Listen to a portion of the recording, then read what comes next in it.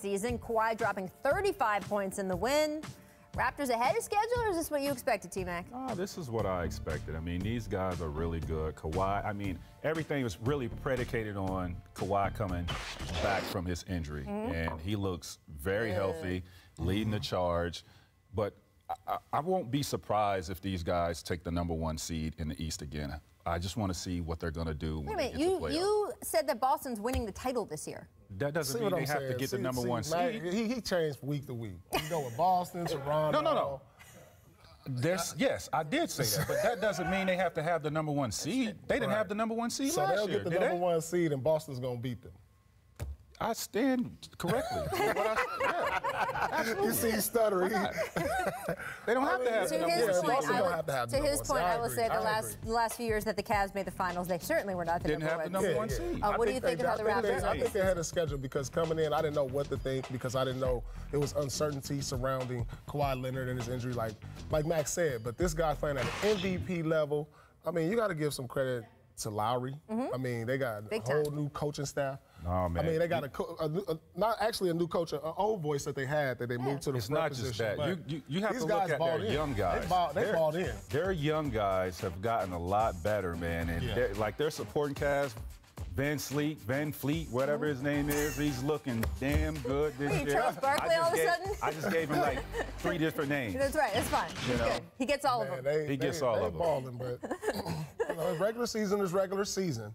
Well, the Raptors know they always are going to have to, until they do it. They do it all. We see this so many years from the Raptors. You're going to get these questions. I got to give them some props. They can have the #1 seed. Let's see what they do in the playoffs. All right, I do want to get to this with the Raptors because Slam had this great piece of oral history on the original Raptors logo and how it came to be. You can check that out on the internet. Phenom. The final 10 names, by the way, for the Raptors. Before we got to Raptors, Beavers, Toronto Bobcats, Toronto Dragons, Toronto Grizzlies, right after that. Toronto Hogs, Toronto Scorpion, T-Rex, Toronto Tarantulas or Terriers. Former Raptor Damon Stoudemire said the first time he saw the OG Raptors uniform, quote, I thought it looked like Barney at first. T-Mac, what did you think the first time you saw it? I loved it. Yeah? Yeah, I love the purple jerseys with the dinosaur in the front. I didn't think it looked like Barney. I didn't care. Those are the worst You crazy, bro. NBA history. No way. They look like a AAU team. We need to do a poll on this. I'm telling you, the purple jersey. A dinosaur on an NBA jersey. These are the worst. Them jerseys. I bet they are. History. I bet they're one of the #1 selling jerseys. I love that court logo too. I bet you they are a player. Them things is terrible. Come on, man. Come on. Who had an animal on the only thing I didn't like about them, they were heavy. That looked like my 10U team. Who had an animal in front of their jerseys? Come on. They on the purple jerseys, man. Those old school Hornets jerseys, I got to put a little bit above those. Really? The Raptors and the Bucks remain undefeated. They have wins over the Wolves and the Sixers, respectively. Max, should the Celtics be worried about even getting out of the East at this point? Been saying it since the preseason. The Celtics could easily wind up winning the championship if they get there. The 2 rivals to the Warriors this year, in fact, are both in the Eastern Conference. Luckily for them, they're only going to have to play one of them, either the Raptors or the Celtics. Everyone just wanted to anoint the Celtics, and I understand why. Stop it. You say either the Raptors or the Celtics. Yeah. Don't you mean another? You said the 2 Celtics Eastern Conference. You said the Celtics. No, the Warriors. Got it. The Warriors. If I misspoke, I apologize. The Warriors have 2 real threats to their championship aspirations: the Raptors and the Celtics. And luckily for them, they only have to play one of those 2 teams. I'm not sure that they beat either, let alone both. Everyone wants to anoint the Celtics. I get it.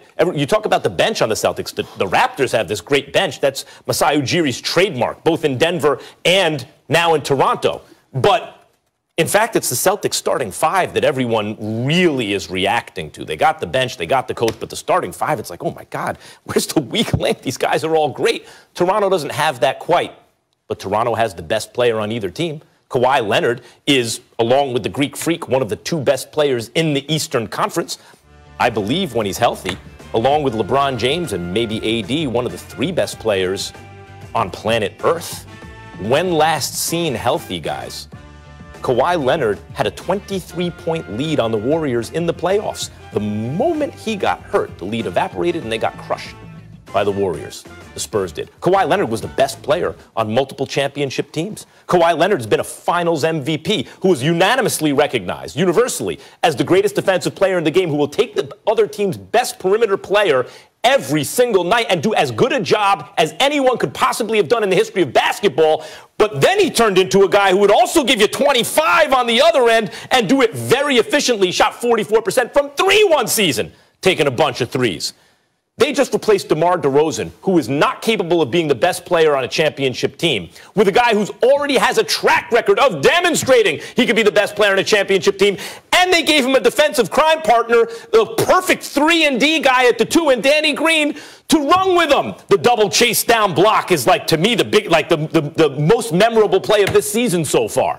Yeah, the Celtics have a problem. The Raptors could very well be the best team in the East. They're certainly one of the two, and that's a 50-50 proposition the entire way. Well, when you're definitively ready to pick the Toronto Raptors to come out of the East, call me. Until then, it means absolutely nothing to me. I respect the fact that they're a damn good team and they've upgraded and they've gotten better, but I'm not putting them ahead of the Celtics. And you know the thing that makes me laugh right now? The Boston Celtics are like 25th offensively.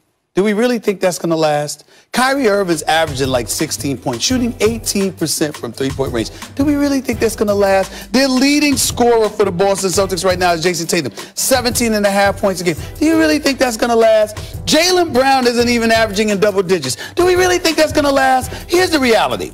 The Boston Celtics went to the Eastern Conference Finals last year, and obviously they're right for the expectations.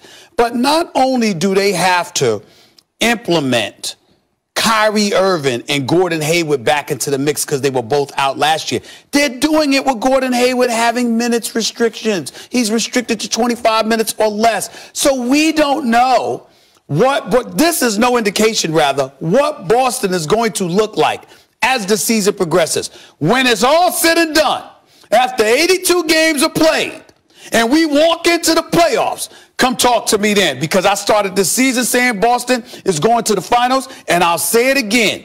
If Boston does not go to the finals, this season is a failure, period. With that roster, with that depth, if they don't go to the finals, the season is a failure. As good as the Raptors are, they are not better than the Boston Celtics. They don't go. I agree with that, it's a but failure. I agree with that for both teams. I mean, you know, this is the thrill of victory, the agony of defeat in sports is there can only be one winner. It's you know, it's a zero-sum game. You win or you lose, and these are two excellent teams. I remind you, the Raptors had the best record in the East last season. Also, this idea that, well, LeBron was their kryptonite. No, guys.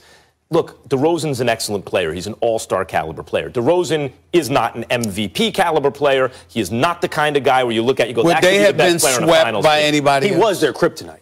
I mean, he was their kryptonite. But what I'm saying is, if you turn DeRozan into Kawhi, suddenly LeBron's not your kryptonite. Why is that? The reason is your best player can't be DeRozan.